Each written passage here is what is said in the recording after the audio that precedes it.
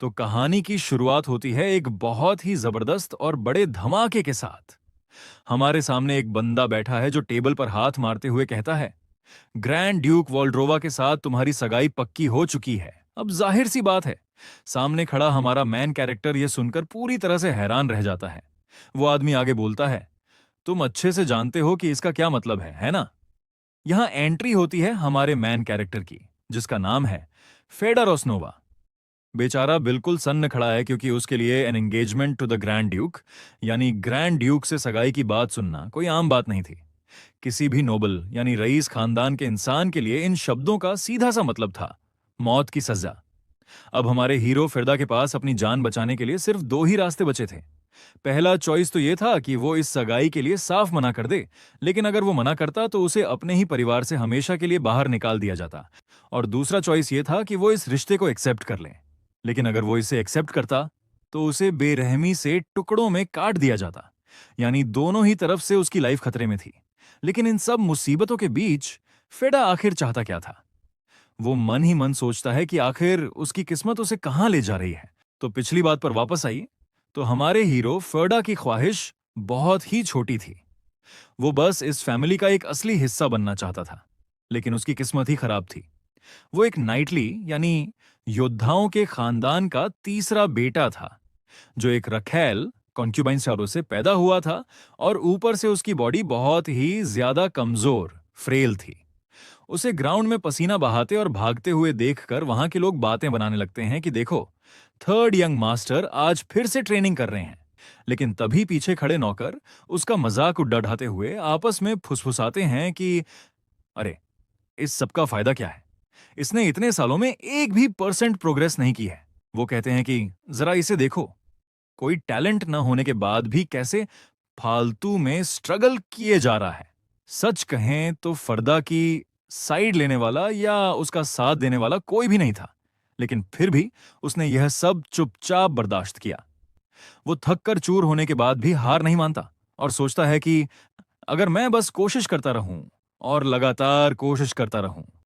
उसे पूरा भरोसा था कि अगर वो बिना रुके मेहनत करता रहेगा तो एक ना एक दिन यह फैमिली उसे दिल से एक्सेप्ट कर लेगी और उसकी काबिलियत को मानेगी। यही सोचकर वो एक मासूम सी उम्मीद के साथ मुस्कुरा देता है। लेकिन फेडा की मासूम उम्मीदों को तोड़ने के लिए वहां एक लड का आ जाता है। वो कंधे पर तलवार रखकर उसका मजाक उड़ाते हुए कहता है, फेडा, मैंने हाल ही में एक मजेदार अफवाह सुनी है। क्या तुम सच में नाइट ट्रेनिंग शुरू कर रहे हो? वो हंसकर आगे बोलता है, शायद तुम्हें कोई गलतफहमी हुई है। अपनी इन गंदी नीली आंखों, फिल्थी ब्लू आइज के साथ तो तुम्हें कोशिश करने तक का कोई हक क्यों नहीं है? बेचारा फेडा जमीन पर गिरा, अपनी नीली आंखों में आंसू लिए बस दूर जाते हुए उस लाढ़ाढेके को देखता रह जाता है। वो दिल से बस इस फैमिली का एक हिस्सा बनना चाहता था। लेकिन सच तो ये था कि उसके पिता और बाकी सब लोग बहुत पहले ही उससे अपना मुंह मोद्दा चुके थे। कोई उसकी तरफ देखना तक नहीं चाहता था। अब जब जब कोई रास्ता नहीं बचा तो फेडा हिम्मत जुटाकर अपने पिता से साफ कह देता है, मैं इस फैमिली को छोड़कर जा रहा हूं। यह सुनकर उसके पिता के चेहरे पर कोई पछतावा नहीं होता। वो ठंडे दिमाग से बस इतना ही कहते हैं, बहुत बढ़िया। अगले ही पल फेडा अपना छोटा सा थैला उठाकर उस बड़े से महल के गेट से बाहर निकल जाता है। पीछे से आवाज आती है, अब से तुम रोजनोवा फैमिली के हिस्से नहीं हो। फरदा अपने कांपते हुए हाथों को देखता है और सोचता है कि आप अच्छे से जानते थे कि मैं कितनी जी जान से कोशिश कर रहा था। उसके दिल में अब दुख की जगह एक गहरा गुस्सा और बदले की आग सुलगने लगती है। फेरदा गुस्से में पागल होकर सोचता है, मैं तुम लोगों को कभी माफ नहीं करूंगा। मैं तुम्हें इस बात के लिए तरसा दूंगा कि तुमने मुझे अपने परिवार से बाहर क्यों फेंका। और भाई, ठीक उसी दिन उसकी लाइफ पूरी तरह बदल जाती है, क्योंकि वही वो दिन था जब वो एक मैच बनता है। 18 की उम्र में उसकी जादुई ताकतें जाग जाती हैं, अवकेन हो जाती है। लेकिन कहानी में ट्विस्ट अभी बाकी है।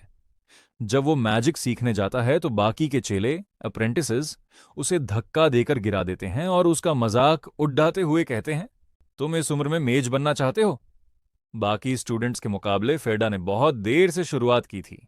सब उस पर हंसते हुए कहते हैं, तुम्हारा दिमाग अब बहुत बूढ़ा और कड्डे चेक हो चुका है। तुम्हें कुछ समझ नहीं आने वाला। मैजिक के बेसिक प्रिंसिपल्स समझने में ही तुम्हें सालों लग जाएंगे। मैजिक की दुनिया का एक सीधा सा नियम है कि हर एक मेज अपनी अंदरूनी ताकत, इनर स्ट्रेंथ को अपनी ड्राइविंग फोर्स बनाता है। लेकिन हमारे हीरो फेडा को इस बात से कोई घंटा फर्क नहीं पड़ेचता। वो गुस्से में कहता है, मुझे उस नॉर्मल रूल की कोई परवाह नहीं है। तभी फेडा के शरीर से एक बेहद खतरनाक एनर्जी निकलने लगती है, जिसे देखकर उसका मजाक उड़ाने वाले लड के डर के मारे कांपने लगते हैं और चिल्लाते हैं, एक रेड सर्कल। दरअसल फेडा का यह खतरनाक माना किसी आम ताकत से नहीं बल्कि नफरत और बदले की आग से चलता है। वो आगे बढ़ता है और एक जोरदार धमाका होता है। फेडा ठंडे दिमाग से सोचता है, मैं जितना ज्यादा नफरत करूंगा उतना ही ज्यादा ताकतवर बनता जाऊंगा। और वो उन मजाक उड़ाने वाले चेलों को सबक सिखाकर ढेर कर देता है। बदले की इसी आग में जलते हुए फेडा ने मैजिक के छठे सर्कल को पार कर लिया और वो एक बेहद ताकतवर आर्चमेज बन गया। अब उसकी लाइफ का सिर्फ एक ही मकसद बचा था, वापस अपने घर लौटना और उस रोसनोवा फैमिली को बर्बाद करना जिसने उसे लात मारकर बाहर निकाला था। महल में कदम रखते ही वो तबाही मचा देता है। जिन नौकरों ने कभी उसका मजाक उड़ाया था, फेडा ने अपने जादू से उन्हें आपस में ही एक दूसरे का खून करने पर मजबूर कर दिया। वो लोग चीखते रहे, लेकिन फेडा को कोई रहम नहीं आया। उसने घर के बड्ढे और महले बेटे, एल्डेस्ट एंड सेकंड सन्स के दिलों में एक दूसरे के लिए इतनी नफरत भर दी कि वो आपस में ही लड़ ढचकर खत्म हो गए। और आखिर में नंबर आया उसके पिता का, जिससे फेडा को सबसे ज्यादा नफरत थी। वो अपने पिता को पूरी तरह बेबस कर देता है, जो दर्द के मारे गिद्धते हुए कहते हैं, मुझे मार डालो, बस अब मुझे जान से मार दो। फरदा अपने पिता का मुंह दबोचकर बद्धी बेरहमी से उनके कान में फुसफुसाता है, अपनी आंखें खुली रखो पिताजी। क्या यही वो घमंडी रोसनोवा फैमिली नहीं है जिसे आपने इतनी मेहनत से बनाया था? अपनी ही बनाई इस नरक जैसी तबाही को देखने के लिए मजबूर होने के बाद उसके पिता का हौसला पूरी तरह टूट जाता है और वो पागलों की तरह चीखने लगते हैं। पूरे महल को खत्म करने के बाद भी फेडा के चेहरे पर कोई सुकून नहीं था। वो अपनी चमकती हुई आंखों से देखता है और सोचता है, यह अभी भी काफी नहीं है। उसकी नफरत और गुस्सा कभी शांत नहीं हुआ और धीरे धीरे पूरे कॉन्टिनेंट में फैल गया। नतीजा यह हुआ कि दुनिया भर के अनगिनत ताकतवर वॉरियर्स ने फेडा के खिलाफ अपनी तलवारें तान लीं। लोग चिल्लाने लगे, तुमने न सिर्फ अपने ही परिवार का कत्लेआम किया, बल्कि इतने सारे बेगुनाह लोगों को मारने के बाद भी बहाने बनाने की हिम्मत कर रहे हो। फेडा, तुम पूरे कॉन्टिनेंट के दुश्मन हो। आज हम तुम्हें इंसाफ के कटघरे में लाकर ही रहेंगे। और चारों तरफ से वॉरियर्स उसे पहाड़ियों पर घेर लेते हैं। पूरी दुनिया के खिलाफ होने के बाद भी हमारे हीरो को कोई छू तक नहीं पाया। फेडा कहता है, फिर भी मैं एक बार फिर जिंदा बच गया। और भाई, वो सीधे जादुई ताकत के 8वें सर्कल पर पहुंच जाता है, जो इंसानी मैजिक का सबसे ऊंचा मुकाम, एब्सोल्यूट पिनिकल है। अब राजा महाराजा भी उसके कदमों में झुककर अपनी जान की भीख मांग रहे थे। इस तरह वो दुनिया का सबसे महान जादूगर, एक ग्रेट मेज बन गया। लेकिन फेडा अच्छे से जानता था कि ये लोग दिल ही दिल में अभी भी उससे नफरत करते हैं। वो सोचता है, ये लोग मुझसे बदला लेने का एक भी मौका नहीं छोड़ेंगे, बिल्कुल वैसे ही जैसे मैंने लिया था। इसलिए वो ठान लेता है कि उसे और ज्यादा ताकतवर बनना होगा, इतना ताकतवर कि वो सामने आने वाले किसी भी दुश्मन को पल भर में कुचल कर रख दे। अब फेडा का अगला टारगेट था the realm of a demigod, यानी सीधा भगवानों जैसी ताकत वाला नवा सर्कल। वो किताबों के ढेर के बीच पागलों की तरह रिसर्च करते हुए सोचता है, मुझे वो सबसे खतरनाक, ओवरपावरिंग, ओवरवेलमिंग ताकत चाहिए। लेकिन इस नाइनथ सर्कल तक पहुंचने का जो आखिरी और सबसे इंपॉर्टेंट इंग्रेडिएंट, अल्टीमेट इंग्रेडिएंट, क्या वो किस्मत का कोई क्रूर मजाक था? तभी किताब के पन्नों पर एक लाल ड्रैगन की तस्वीर सामने आती है, जिस पर खंजर का निशान छपा हुआ था।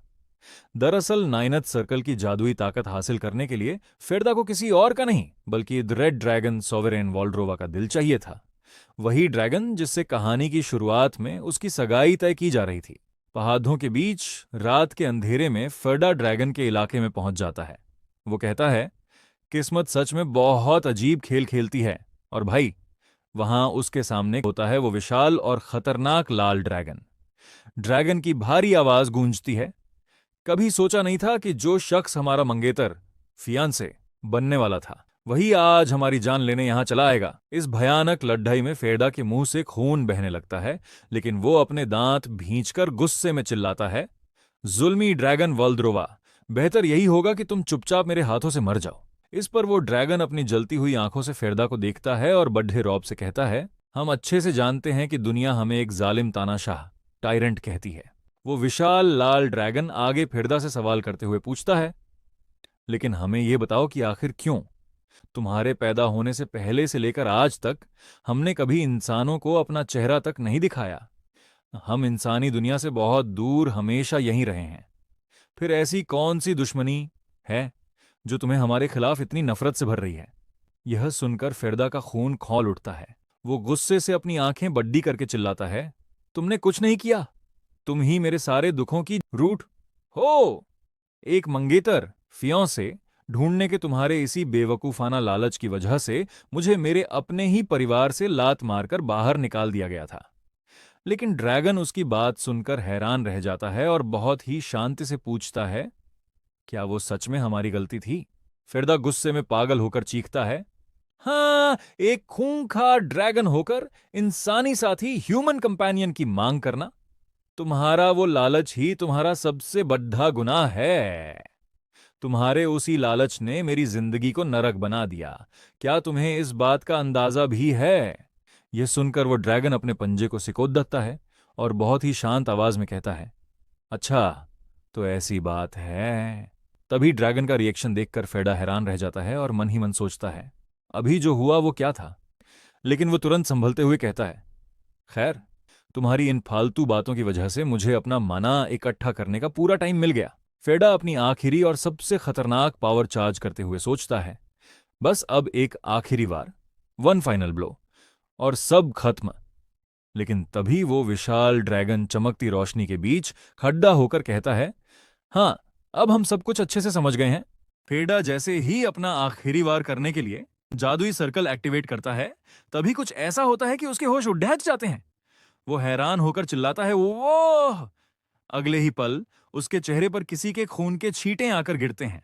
जब वो सामने देखता है तो पूरी तरह सन्न रह जाता है। उस विशाल लाल ड्रैगन ने अपने ही पंजों से अपनी छाती को चीर दिया था। फेडा अपनी फटी आंखों से उसे देखता है और सोचता है, क्या इसने खुद को ही खंजर मार लिया? लेकिन क्यों? तभी वो ड्रैगन तड़राते हुए कहती है, तुमने कहा था ना कि तुम्हारे मैजिक को पूरा करने के लिए एक ड्रैगन का दिल, ड्रैगन्स हार्ट ने चाहिए। सही कहा ना? ये सुनते ही फिरदा की आंखें डर के मारे फैल जाती हैं और वो घबरा कर सोचता है, ये पागल मॉन्स्टर, ये तो अपने ही दिल को तबाह करने की कोशिश कर रही है। फेरदा गुस्से और डर के मारे पूरी तरह पागल हो जाता है और अपनी पूरी ताकत से चिल्लाता है, रुक जाओ, क्योंकि वो जानता था कि वो दिल 9वीं सर्कल तक पहुंचने का उसका इकलौता चांस, ओनली चांस था। वो अपना हाथ आगे बढ़ाते हुए चीखता है, मैं तुम्हें इसे तबाह नहीं करने दूंगा। फिरदा अपनी पूरी जादुई ताकत से उस ड्रैगन पर अटैक कर देता है ताकि वो उसे रोक सके। चारों तरफ बिजलियां कड़ाकने लगती हैं और एक जबरदस्त धमाका होता है। फिरदा गुस्से में दहाड़ देता है, तुम नीच ड्रैगन! धमाके की वजह से वो विशाल ड्रैगन पूरी तरह हिल जाती है और लड़खड़ाते हुए पीछे की तरफ गिरने लगती है, जिससे उसकी छाती से खून के फव्वारे छूट पड़ ढहते हैं। धमाका इतना जबरदस्त था कि चारों तरफ रोशनी फैल जाती है और फेरदा घबराकर चिल्लाता है, नहीं! वो विशाल लाल ड्रैगन भारी आवाज में धड़-धाम से जमीन पर गिर जाती है। फेरदा गुस्से और डर के मारे अपने दांत भींचता है और कहता है, धत तेरे की! उसके दिमाग में बस एक ही बात घूम रही थी, उसका दिल, आखिर उसके दिल का क्या हुआ? वो डरे हुए कदमों से आगे बढ़ता है, लेकिन तभी उसकी आंखों में एक सुनहरी चमक दिखाई देती है। वो हैरान होकर सोचता है, दिल अभी भी सलामत है, द हार्ट इज इंटैक्ट। वो देखता है कि जमीन पर ड्रैगन का दिल सोने की तरह चमक रहा है और उसमें से आवाज आती है, इसे ले लो। फेरदा बिल्कुल सन्न खड्डा रह जाता है। उसे समझ नहीं आता कि वो क्या सोचे। वो पूरी तरह हैरान होकर बस यही पूछता है, क्यों वल्द्रोवा, मैं तुम्हें बिल्कुल समझ नहीं पा रहा हूं। आखिर इस हद तक जाने की क्या जरूरत थी? अगर तुम पलटकर वार करना चाहती तो अब तक बड्ढी आसानी से मुझे जान से मार सकती थी। इस पर वो विशाल लाल ड्रैगन उस चमकते हुए सुनहरे दिल को फिरदा की तरफ बढ़ाते हुए कहती है, हम जानते हैं, यह सिर्फ इसलिए है क्योंकि हम ही वो वजह हैं जिसकी वजह से तुम्हारी जिंदगी इतनी दर्दनाक और बदतर हुई। ये सुनकर फेडा के पैरों तले जमीन खिसक जाती है और वो चौंक कर बोलता है, क्या? ड्रैगन आगे दर्द भरे लहजे में बताती है, एक लंबे समय से हम खुद से नफरत करते आए हैं। हमारी नसों में बहने वाले इस हिंसक और खूंखार खून, वायलेंट ब्लड से हमें सख्त चिढ़ थी। ड्रैगन दर्द भरे लहजे में अपनी कहानी बताती है। बिना किसी वजह के सब कुछ तबाह करने और गुस्से से पागल हो जाने की वो भूख, हम चाहकर भी खुद को रोक नहीं पाते थे। अपनी इसी बेबसी में जब वो इंसानी रूप लेकर बाहर निकलती तो चारों तरफ आग लग जाती। लोग डर के मारे चीखते, चिल्लाते और भागते हुए कहते, भागो यहां से। वो उदास होकर कहती है, मेरा वजूद ही लोगों के दिलों में खौफ पैदा कर देता है। अगर हम मर जाते तो शायद सब कुछ हमेशा के लिए ठीक हो जाता। लेकिन फिर भी हम एक छोटी सी खुशी की उम्मीद में इस जिंदगी से चिपके रहे, और हमारे इसी बेवकूफाना सपने, फूलिश ड्रीम ने इतने सारे लोगों को मुसीबत में डाल दिया। मरते मरते वो ड्रैगन आखिरी बार कहती है, चूंकि हमने हर किसी की जिंदगी में सिर्फ दुख और मुसीबतें ही लाई हैं, हम दुआ करते हैं कि कम से कम तुम हमारी वजह से अपनी खुशी ढूंढ सको, क्योंकि यही वो आखिरी चीज, लास्ट थिंग है जो हम तुम्हारे लिए कर सकते हैं। ये कहते ही उसकी आंखें हमेशा के लिए बंद हो जाती हैं। ये देखकर फरदा अंदर से पूरी तरह हिल जाता है और सोचता है, ये कैसी फीलिंग है? जीत मिलने के बाद भी मेरे मुंह का स्वाद इतना बिटर टेस्ट क्यों लग रहा है? वो अपने दिल पर हाथ रखकर गुस्से और अफसोस के मिले जुले इमोशंस के साथ वो अपनी आंखें बंद करता है और रोते हुए चिल्लाता है, वल्द्रोवा, तुम आखिरी दम तक मेरे इरादों को डगमगाने की कोशिश कर रही हो। फिरदा खुद को संभालते हुए अपने ही ख्यालों से कहता है, उसकी बातों में मत आओ। याद करो कि तुम इतनी दूर किस लिए आए थे। वो उस चमकते हुए सुनहरे दिल की तरफ कदम बढ़ाता है और सोचता है, द नाइन्थ सर्कल मेरी आंखों के ठीक सामने है। वो उस चमकीली ताकत को अपने अंदर खींचना शुरू कर देता है और मन ही मन चिल्लाता है, अगर मैं इसे एब्जॉर्ब कर लूं तो मैं इस इंसानी दायरे से ऊपर उठ जाऊंगा, ट्रांसेंड ह्यूमैनिटी। तभी वो पावर उसके सीने में समाने लगती है और एक जोरदार धमाका होता है। फिरदा दर्द और जुनून से चीखते हुए सोचता है, और मैं दोबारा जन्म लूंगा एक डेमीगॉड के रूप में।